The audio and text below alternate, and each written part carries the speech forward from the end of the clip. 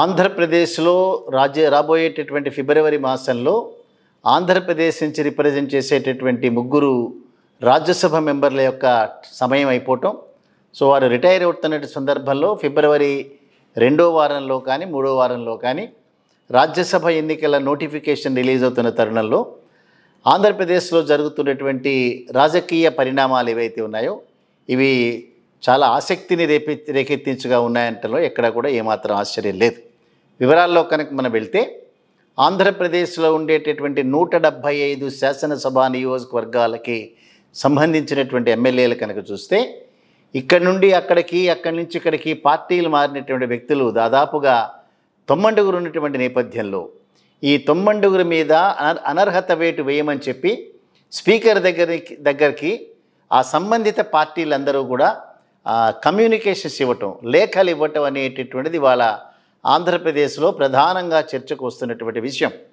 So speaker దగ్గర YCP నుంచి తెలుగుదేశం పార్టీలోకి ఆల్మోస్ట్ వెళ్ళి కండువా కప్పుకున్నటువంటి 4 శాసనసభ్యులు ఎవరైతే గడిచినటువంటి ఎమ్మెల్సీ ఎన్నికల్లో వైసీపీ యొక్క అధినాయకత్వం యొక్క డైరెక్షన్ కూడా ధిక్కరించి తెలుగుదేశం పార్టీ గెలుపుకి కారణమైనటువంటి వ్యక్తులు ఎవరైతే ఉన్నారో ఉండవల్లి శ్రీదేవి కానీ, లేదా కోటంరెడ్డి శ్రీధర్ రెడ్డి కానీ, మేకపాటి చంద్రశేఖర్ రెడ్డి కానీ, ఆనం రామనారాయణ రెడ్డి కానీ, ఈ 4 మనం వారు ఇచ్చినటువంటి విప్ని ధిక్కరించడమే కాకుండా తెలుగుదేశం పార్టీ గెలుపుకి దోహదపడ్డారు అనేటటువంటి సమాచారంతో 4 మీద వేటు వేయటం అనేటటువంటి వైసీపీ పార్టీ చూసాం మనం. సో నార్మల్గా మనకున్నటువంటి పార్లమెంటరీ సాంప్రదాయాల యొక్క చట్టాల గురించి కనుక చూస్తే ఈ విప్ అనేటటువంటిది కనుక ఎవరైతే ధిక్కరిస్తారో వారు అసెంబ్లీ సభ్యత్వాన్ని పోగొట్టుకుంటారు అంటల్లో ఎక్కడా కూడా ఆశ్చర్యం లేనటువంటి విషయం. గడిచిన సందర్భాల్లో అనేక సార్లు విప్పును ధిక్కరించినటువంటి వ్యక్తులు వారి యొక్క అసెంబ్లీ సభ్యత్వాన్ని, పార్లమెంటు సభ్యత్వాన్ని పోగొట్టుకునేటువంటి సందర్భాలు మనం చూసాం.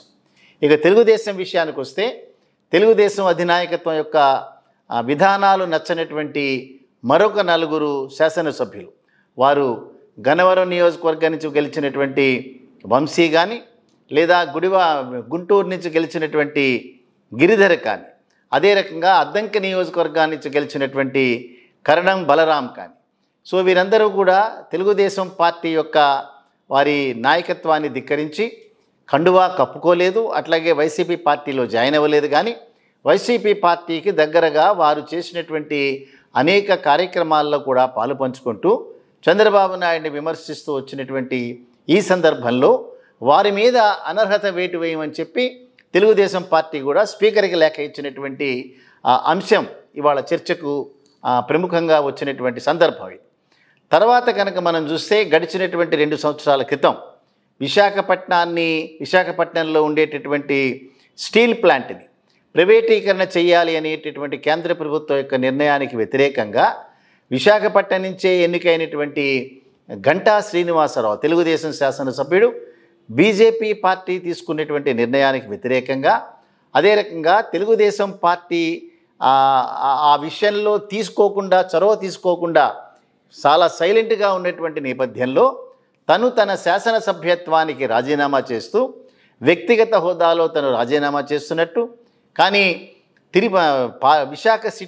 విశాఖలో ఉండేటటువంటి స్టీల్ ప్లాంట్ని ప్రైవేటీకరణకు వ్యతిరేకంగా పోరాటాలు చేయాలనే ఉద్దేశంతో తన వంతుగా కాంట్రిబ్యూషన్గా రాజీనామా చేస్తున్నట్టు ఇచ్చినటువంటి లేఖ ఏదైతే స్పీకర్ దగ్గర పెండింగ్ ఉందో ఆ రాజీనామాని ఆమోదిస్తూ ఆంధ్రప్రదేశ్ శాసనసభాపతి ఎవరైతే ఉన్నారో వారు దాన్ని కన్సిడర్ చేయటం కూడా మనం చూసాం. తమ్మినేని సీతారాం గారు ఎట్లా దీన్ని కన్సిడర్ చేస్తారనేటటువంటి మాట ఇవాళ గంటా శ్రీనివాసరావు గారు మాట్లాడినా గడిచినటువంటి 2 సంవత్సరాల కాలంలో ఏ లేఖ అయితే రాజీనామా లేఖ ఏదైతే తమ్మినేని సీతారాం గారు శాసనసభాపతి దగ్గర ఉందో దాన్ని విడ్రా చేసుకున్నటువంటి సందర్భాలు ఇప్పటికీ కూడా లేవు. అందుకని స్పీకర్ తీసుకున్నటువంటి నిర్ణయం సరైందా కాదా అన్నది పక్కన పెడితే మరొక శాసనసభ్యుడి యొక్క రాజీనామాని ఆమోదించటం అనేటటువంటిది ఇవాళ ఆంధ్రప్రదేశ్లో చర్చకు వచ్చేటటువంటి అంశంగా మనం భావించాలి. అదే రకంగా జనసేన పార్టీ నుంచి ఎన్నికైనటువంటి రాజోలు శాసనసభ్యుడు రాపాక వరప్రసాద్ గారు వారు జనసేన పార్టీ నుంచి ఎన్నికైనా జనసేనకి భవిష్యత్తు లేదు అనే ఉద్దేశంతో పవన్ కళ్యాణ్ రాష్ట్ర రాజకీయాలకు పనికిరాడు అనేటటువంటి ఒక ప్రకటనతో వైసీపీ పార్టీకి దగ్గరగా ఉండటమే కాకుండా వైసీపీలో వారు చేరలేదు, కానీ వైసీపీకి సంబంధించిన కార్యక్రమాలన్నింటిలో కూడా భాగం పంచుకోవటం అనేటటువంటిది మనందరం చూసినటువంటి వ్యవహారమే. సో వీటన్నిటినీ కనుక బేరేజీ వేస్తే 175 నియోజకవర్గాల్లో ఉండేటటువంటి శాసనసభ్యుల్లో 10 మంది అనర్హత పిటిషన్ని తొమ్మండుగురు ఎదుర్కోవటం, ఒకళ్ళకి ఆల్రెడీ రాజీనామాని చేయటం అనేటటువంటిది మనం చూసాం. సో ఈ వివరాలని కనుక మనం అన్వయిస్తే రేపు ఫిబ్రవరి 2-3 వారాల్లో వచ్చేటటువంటి రాజ్యసభ సభ్యుల యొక్క నోటిఫికేషన్, 3 రాజ్యసభ సభ్యులు రిటైర్ అవుతున్నారు. తెలుగుదేశం నుంచి ఎన్నికైనటువంటి సీఎం రమేష్ తర్వాత వారు భారతీయ జనతా పార్టీలో జాయిన్ అయినారు. పేరుకి భారతీయ జనతా పార్టీలో ఉన్నా కూడా 100కి 1000% తెలుగుదేశం పార్టీ కోవర్టుగానే ఇప్పటికీ వారు బిహేవ్ చేస్తూనే ఉన్నారు. సో అంచేత వారి యొక్క పదవీ కాలం ముగిస్తున్నటువంటి సందర్భంలో వారి స్థానంలోకి ఎన్నిక జరగబోతోంది. అదే రకంగా కనకమేడల రవీంద్ర కుమార్, వీరు తెలుగుదేశం పార్టీ నుంచి ఎన్నికై తెలుగుదేశం పార్టీతోనే కంటిన్యూ అవుతున్నటువంటి రాజ్యసభ సభ్యులు. వారి యొక్క పదవీ కాలం కూడా రేపు ఫిబ్రవరిలో ముగుస్తున్నటువంటి సందర్భంలో వారి స్థానానికి ఒక ఎన్నిక జరగాలి. అదే రకంగా వైసీపీ పార్టీకి సంబంధించిన నెల్లూరు జిల్లాకు చెందిన వేమిరెడ్డి ప్రభాకర్ రెడ్డి, వారి యొక్క పదవీ కాలం కూడా కంప్లీట్ అయింది. సో ఈ 3 రాజ్యసభ సభ్యుల యొక్క ఎన్నిక జరగడానికి నోటిఫికేషన్ రిలీజ్ అవుతున్నటువంటి తరుణంలో 175 శాసనసభ్యుల్లో దాదాపుగా 10 మంది 90 అనర్హత పిటిషన్ ఎదుర్కొంటున్నారు. ఒక శాసనసభ్యుడి యొక్క రాజీనామాని ఆమోదించటం అనేటటువంటి జరిగింది.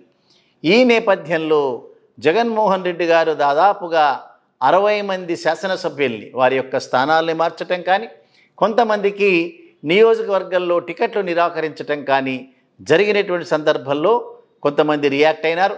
కొంతమంది తెలుగుదేశం పార్టీలోనూ జనసేన పార్టీలోనూ జాయిన్ అవ్వడానికి సంసిద్ధులైనటువంటి నేపథ్యంలో ఎవరిని ఈ 3 రాజ్యసభ సభ్యులు వరించబోతోంది అనేటటువంటిది వాళ్ళ ప్రశ్నార్థకంగా మారింది.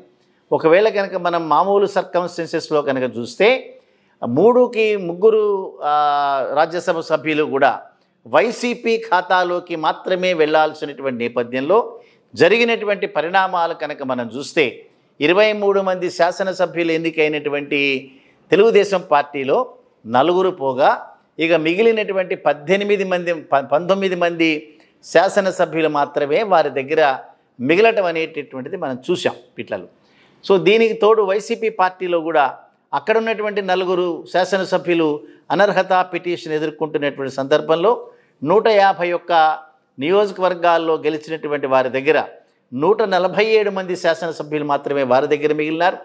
ఇక మనం జనసేనకు సంబంధించినటువంటి ఒక శాసనసభ్యుని లెక్కగడితే రాబోయేటటువంటి ఎన్నికల్లో ఎవరు గెలుస్తారన్న దాని మీద కొన్ని క్యాలిక్యులేషన్స్ అన్నీ కూడా చాలా స్పష్టంగా అవుతున్నటువంటి నేపథ్యంలో ఈ 10 మందిని కనుక అనర్హత పిటిషన్ వేసిన రోజున ఇక మిగిలినటువంటి శాసనసభ్యుల సంఖ్య 165 మాత్రమే. ఈ 165 మంది కనుక 3 శాసనసభ్యులు కనుక ఎన్నికైతే దాదాపుగా ఒక్కొక్కరికి 53 మంది మద్దతు కావాల్సినటువంటి సందర్భంలో ఎవరికి ఏ రకంగా ఎన్నికవుతారు అనేటటువంటిది చాలా అది చెప్పలేనటువంటి అంశంగా మారినటువంటి సందర్భంలో రాబోయేటటువంటి ఈ అనర్హత అనేటటువంటిది తప్పనిసరిగా ఒక న్యాయస్థానాల ముందుకు వెళ్ళేటటువంటి అవకాశాలు ఉన్నటువంటి ఇష్యూగా మనం దాన్ని పరిగణించాలి. నార్మల్గా కొంతమంది సస్పెండ్ అవటం, కొంతమంది వేరే పార్టీలోకి వెళ్ళడానికి ఉత్సాహం చూపించడం, ఇవన్నీ కూడా స్పీకర్ తీసుకునేటటువంటి నిర్ణయం ఏ రకంగా ఉంటుంది, అది చట్ట ప్రకారంగా ఉంటుందా, న్యాయబద్ధంగా ఉంటుందా అనేటటువంటిది తేలాల్సినటువంటి అంశం. ఏవైనప్పటికీ కూడా వైసీపీలో వచ్చేటటువంటి తిరుగుబాటుని ఆధారంగా చేసుకుని కనీసం ఒక సభ్యుడినైనా ఎన్నిక చేసుకుందామనేటటువంటి తాపత్రయంతో తెలుగుదేశం పార్టీ పావులు గదుపుతోంది. ఎప్పుడూ కూడా ఎటువంటి అవకాశాన్నైనా సరే చేజార్చుకోనటువంటి మనస్తత్వం ఉన్న చంద్రబాబు నాయుడు తప్పనిసరిగా ఈ ట్రబుల్డ్ వాటర్స్లో తన చేతులను పెట్టేటటువంటి అవకాశం చాలా ఉంది. అందుకని వారు ఒకరిని నిలబెడతారా, ఇద్దరిని నిలబెడతారా, వైసీపీ పార్టీలో వచ్చినటువంటి ఆ సంక్షోభం ఏదైతే ఉందో అది తీవ్ర రూపం దాల్చేటటువంటి అవకాశం ఉందా, లేదా వైసీపీకి ఉన్నటువంటి అంతర్గతమైనటువంటి వారి యొక్క డిసిప్లిన్కి ఆధారంగా 3 రాజ్యసభ సభ్యులు వైసీపీ నుంచే ఎన్నికవుతారా, ఎవరు రాజ్యసభ సభ్యులుగా నిర్ణయించబోతున్నారు, ఇవన్నీ కూడా సందేహాత్మకమైన ప్రశ్నలు అయినా కూడా ఇవన్నీ కూడా తప్పనిసరిగా ఆసక్తిని కలిగించేటువంటి అంశాలుగా ఉన్నాయి. చూద్దాం రాబోయేటటువంటి రోజుల్లో ఎంతమంది మీద అనర్హత వస్తుంది, ఏ రకంగా వారిని న్యాయస్థానాలకు వెళ్ళినా కూడా స్పీకర్ నిర్ణయం ఎంతవరకు సమర్థనీయం అవుతుంది అనేటటువంటివన్నీ కూడా రాబోయేటటువంటి రోజుల్లో స్పష్టంగా మనకి కనిపించేటటువంటి ఒక రాజకీయ ప్రహసనంగా మనం అందరం కూడా వేచి చూద్దాం జరగబోయే సంగతులు ఏమున్నాయో.